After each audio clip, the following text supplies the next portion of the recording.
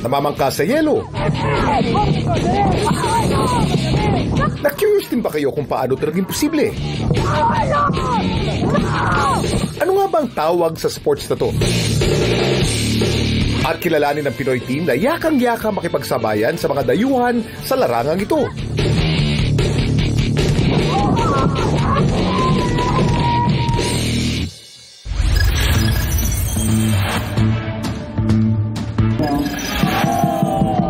Ready. Ready na ba kayong mamangka? Mamangha sa aming papakita.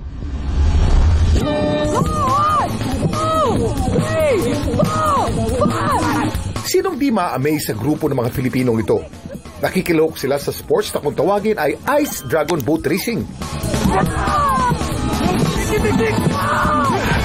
Sa video, kitang-kita kung paano hindi nanginginig ang mga Pinoy habang nakikipagkarera sa mga kalabang bansa. At take note, naunahan pa nila mga dayuhan. Partida pa raw dahil wala namang yelo o snow na pwedeng pag-ensayuhan sa ating bayan.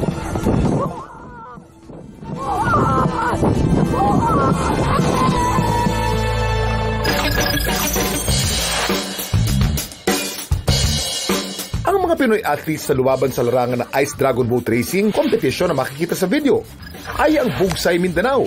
Ang mga miyembro nila ay mula sa iba't ibang teams na bahagi rin ng Philippine Dragon Boat Federation. At ang nag-post ng video ay isa sa mga team member nila na si Dixie, na first time daw sumabak sa Ice Dragon Boat Racing. Yung experience dito, masasabi ko na isa sa the best experience ko bilang paddler. Isa sa dream come true para sa akin, and at the same time, nakapag-represent ng Pilipinas. Mahigit 2 taon na raw siyang naglalaro para naman sa Philippine Navy Dragon Boat Team. Dragon Boat Racing daw talaga ang sports na nilalaho kanila. Yung Ice Dragon Boat Challenge na yan is hindi lang yan para sa country na may winter. Sa lahat siya. So 5 continents siya. Whether you have winter sa country mo or wala, kung kaya mong i-accept yung challenge, you can join. Anong mukha ng dragon? Kopyahin mo nga. Paano? Ganun. Yung Dragon Boat. Dragon Ball. Hindi Dragon Ball. Dragon Boat. Alam niyo bang ang Ice Dragon Boat ay isang winter version ng Dragon Boat Racing? Imbis na sa tubig, sa yelong track, ginagawa ito. Basta good job! Ang gamit na bangka ay may mga blade na may skate sa ilalim para dumulas sa yelong ibabaw. At sabay-sabay itong tinutulak ng mga paddler gamit ang ice poles o ice picks. Ang ice poles ay may metal plate para makatulong sa pagkapit at pagpapatulak. Ang Ice Dragon Boat ay nag-originate sa hilagang bahagi ng China, lalo na sa mga lugar na may matitinding taglamig, kagaya ng Harbin. Doon kapag nangyayelo mga ilog, inaangkop ang traditional na Dragon Boat Racing sa yelong track na siyang naging Ice Dragon Boat Sport na kilala natin ngayon. Sabi mo alam, Kuya Kim! Mas mabigat itulak ang Ice Dragon Boat kumpara sa karaniwang bangka sa tubig.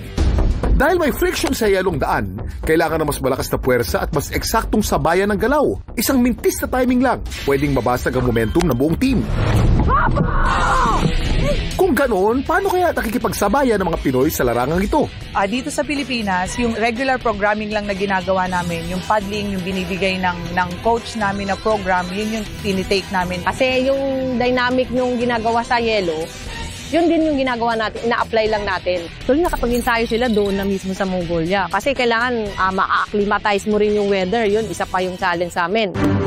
Marami na raw nilaban ng competitions abroad ang team. At sa mga labang ito, madalas silang nakakakuha ng medalya.